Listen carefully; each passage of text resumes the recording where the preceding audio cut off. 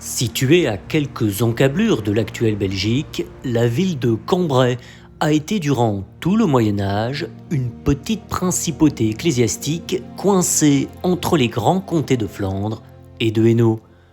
Un riche passé encore partiellement visible aujourd'hui qui n'a tenu face à ses puissants voisins que grâce à une neutralité patiemment sauvegardée durant des siècles. Mais en 1164, c'est une autre menace qui tourmente son prince-évêque. Alerté par des missives venues de Liège, Cologne et Trèves, il fait arrêter et définitivement condamner un certain Jonas, un prélat accusé de catatorum à hérésie, d'hérésie cathare. La même année, un moine bénédictin de Rhénanie, Egbert de Schönau, rédige alors, à la suite de cet épisode, un écrit qui fera date, les 13 sermons contre les cathares, dans lesquels il dénonce des communautés d'ascètes observées à Bonn, Cologne et Mayence, mais aussi dans les Flandres et le pays de Liège. Dans ces régions, il affirme qu'ils se nomment les Pifles, mais participent du même mouvement que la secte qu'il a combattu en Allemagne.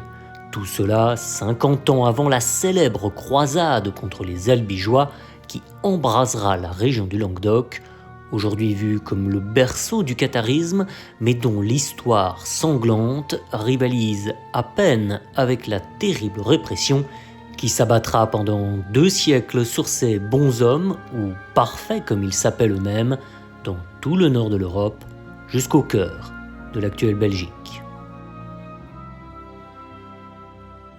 Bienvenue dans les Chroniques de Belgique. Sur cette chaîne, on s'est déjà penché sur plusieurs grands thèmes de l'histoire de nos régions, mais s'il y a bien un sujet que l'on n'associe jamais à la Belgique, c'est bien celui des cathares. Lorsqu'on en parle, ce sont surtout des images du sud de la France, de Montségur ou de Carcassonne qui nous viennent en tête. Pourtant, non seulement le nom de cathare n'est pas né dans le Midi, mais le mouvement divers et complexe qu'il cherche à désigner n'a rien de particulièrement français ou même languedocien. En fait, non seulement le fil des idées dites cathares va nous faire remonter bien plus au nord, mais aussi, on va le voir, à ce qui est presque une histoire alternative du christianisme dans son ensemble.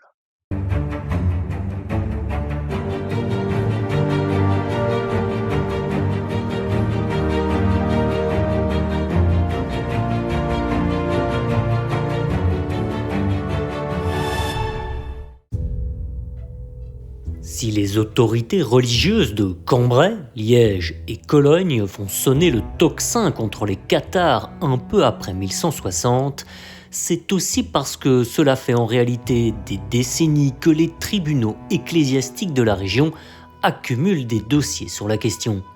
Dès 1135, un premier bûcher est allumé à Liège à la demande d'une foule en colère contre un groupe de fanatiques qui a osé nier l'utilité des saints sacrements, c'est-à-dire le baptême, le mariage ou la confession.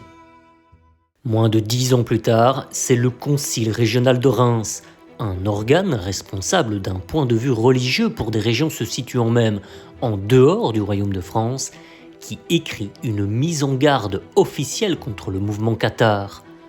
En 1157, un second concile établit d'ailleurs une procédure répressive à leur encontre, et dans les actes de l'événement, on retrouve déjà le nom de Pifles pour désigner les réfractaires de Flandre. Le propre frère du roi, l'archevêque Henri de France, lors d'une tournée en Flandre, écrit à son royal parent qu'il y a vu beaucoup d'individus tomber dans l'hérésie des publicains, comme on les appelle aussi par là-bas. Au même moment, un autre chroniqueur les appelle lui les tisserands, parce qu'il affirme que ces idées se répandent principalement via les travailleurs les plus pauvres de l'industrie du textile naissante, mais atteint maintenant aussi le clergé. Ce qui fera dire à un chanoine saxon du milieu du XIIe siècle: ces hérétiques étaient une grande multitude répandue presque partout sur la terre. Cette hérésie était restée cachée jusqu'à ces temps-ci depuis le temps des apôtres et s'était maintenue en Grèce et en d'autres pays. Autant de craintes auxquelles se mêle tout de même parfois un semblant d'admiration devant ces croyants tellement convaincus de leur foi qu'on en a vu certains condamnés au bûcher mais graciés en dernière minute en raison de leur sexe ou de leur jeune âge, se jeter d'eux-mêmes dans les flammes. Cathare, pifle, tisserand, publicain, vous l'avez compris, les vocables pour désigner ces mystérieux croyants sont alors aussi nombreux que les peurs qu'ils suscitent. Mais de qui parle-t-on finalement? De dangereux hérétiques, comme veulent les voir les catholiques de l'époque, c'est-à-dire une déviance de la foi originelle? Ou est-on là face à quelque chose de beaucoup plus profond, quelque chose qui touche aux origines mêmes de la religion chrétienne? Car si une chose est certaine, c'est qu'il s'agit bien là de chrétiens. Dans ses fameux sermons, Ecbert de Schönau leur reconnaît même une très bonne connaissance des Saintes Écritures. Lui qui les connaît bien pour les avoir personnellement rencontrés et avoir débattu avec certains d'entre eux, utilise en outre un dernier terme révélateur, celui de manichéen, une appellation qui, si elle est ici délibérément hostile, n'est pas non plus choisie au hasard.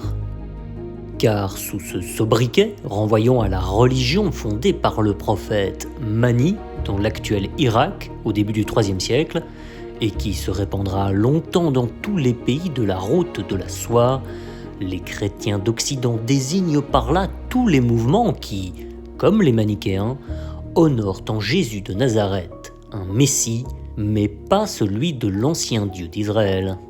Dans le foisonnement des tout premiers temps du christianisme, ils sont en effet nombreux à ne pas reconnaître le Dieu cruel et jaloux de l'Ancien Testament, capable de déclencher un déluge ou d'abattre la tour de Babel dans les annonces empreintes d'amour et de bienveillance du jeune prophète crucifié. En parallèle des courants plus ou moins fidèles à la tradition juive, se développe alors une autre interprétation dans laquelle le Christ est en réalité l'envoyé d'un Dieu supérieur et plus spirituel. Avec le temps, s'affirme alors une doctrine profondément dualiste, séparant clairement le bien et le mal. De ce côté sont rejetées non seulement les anciennes écritures, mais avec elles, tout le monde matériel dans le camp du diable, au contraire du Nouveau Testament, forcément dans le camp du bien, et perçu comme annonçant un monde entièrement immatériel, le courant de la gnose ou des gnostiques, c'est-à-dire de la connaissance cachée, est bien né. Et malgré la victoire de la future orthodoxie dans l'Empire romain et ses nombreuses condamnations de cette interprétation radicale des textes, les mouvements gnostiques continueront de prospérer en petits cercles durant de nombreux siècles en Orient. Parvenus jusqu'en Bulgarie et dans les Balkans aux alentours du Xe siècle, ils se seraient alors doucement répandus vers l'ouest et le nord via les voies commerciales du Danube, mais aussi les grandes foires médiévales d'Italie, celles-là même qui remontent de cité en cité jusqu'en Champagne et en Flandre.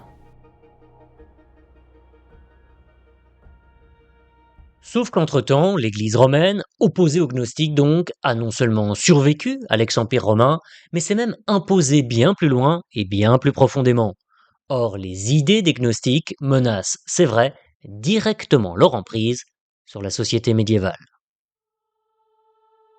D'abord, parce que ces mouvements, même dispersés et pas forcément aussi radicaux que les gnostiques des origines, ont en commun de tous mettre en place une sorte de clergé parallèle avec des évêques et des diacres animant les différentes communautés. Mais surtout, ces katharoi du nom grec de pur rejettent l'idée même d'une église médiatrice et pourvoyeuse de services. Pour eux, seul le croyant lui-même peut se sauver au prix d'une vie d'ascèse, autrement dit de privation et de détachement total.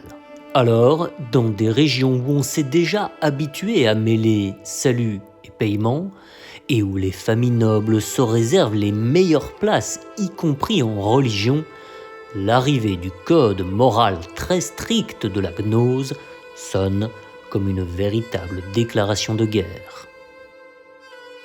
Au départ pourtant, les autorités ecclésiastiques du nord de l'Europe vont surtout parier sur la manière douce pour ramener vers l'Église leurs ouailles égarées.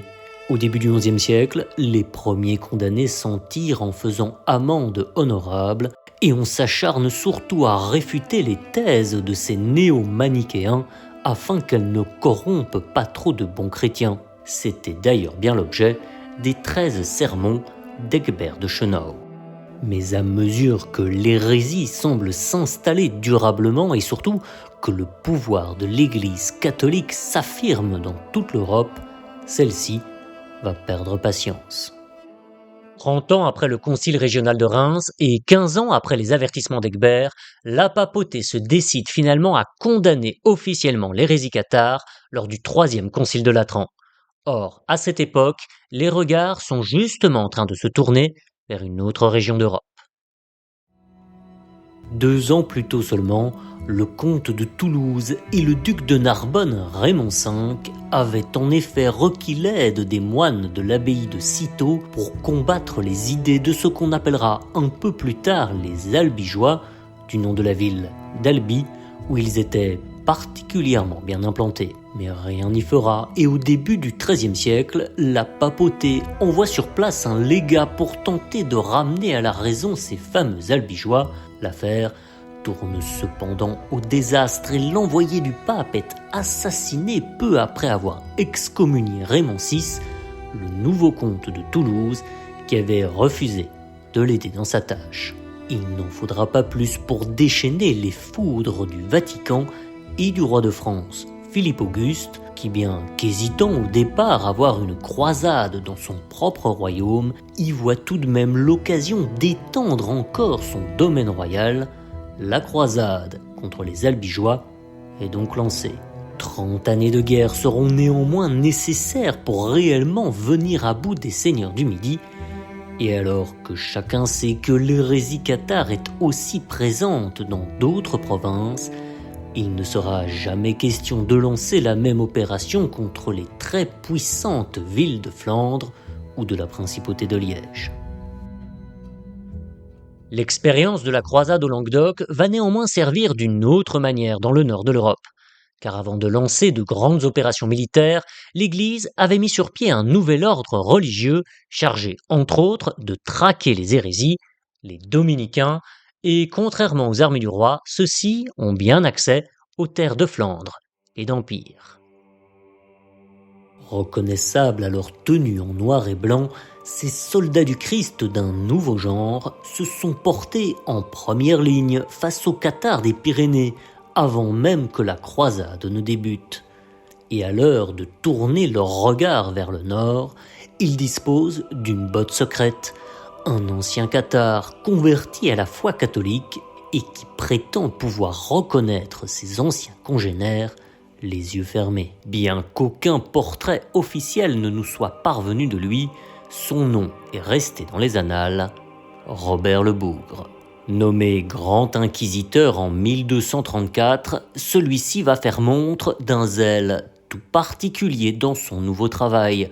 Commençant par la région du Loiret, au sud de Paris, il y mène immédiatement 50 personnes au bûcher, et si c'est à Provins, en Champagne, qu'il commettra son plus grand méfait, avec pas moins de 187 malheureux brûlés vifs le même jour, c'est pas le mènent aussi en Picardie, dans le Cambrésis et dans les Flandres.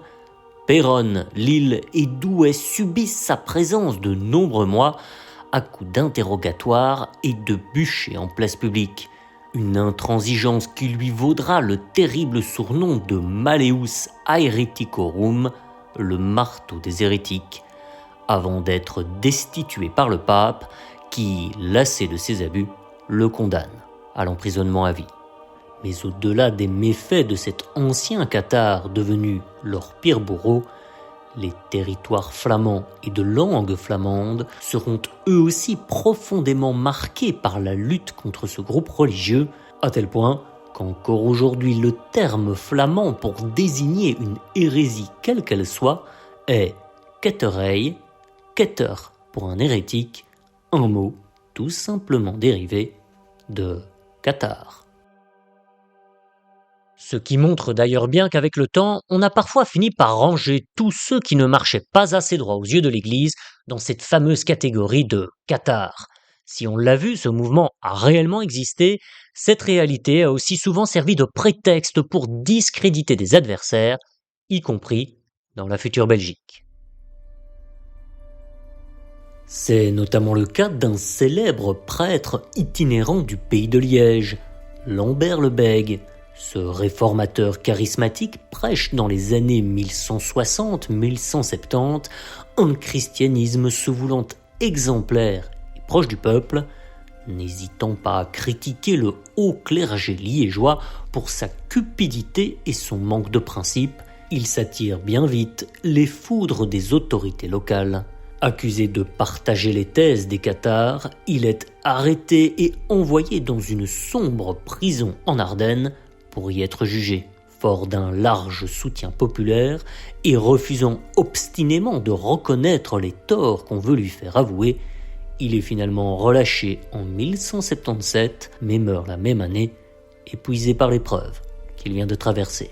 Un itinéraire tragique qui illustre le conflit bien plus large qui traverse l'Église de Rome à cette époque, porté par les papes, un vaste programme que l'on nommera plus tard la réforme grégorienne, tente en effet d'imposer de nouvelles obligations aux hommes d'église, ne pas se marier, ne pas avoir d'enfants, ne pas vendre le salut aux plus offrants et ne rendre de compte qu'à Rome.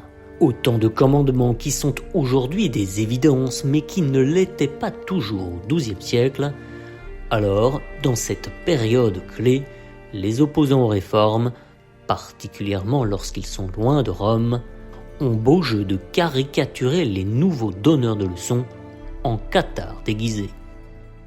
D'ailleurs, avec l'avancée de la réforme grégorienne, les anciens gnostiques vont avoir toujours plus de mal à convaincre les foules du bien fondé de leur vision très stricte de la religion.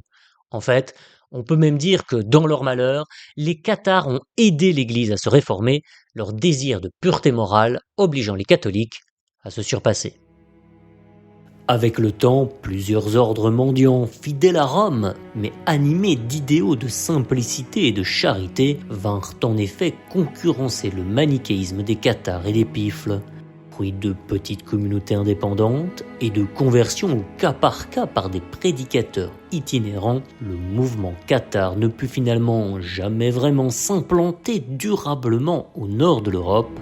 On n'en trouve d'ailleurs aujourd'hui plus aucune trace concrète dans l'actuelle Belgique, en dehors des récits de l'époque.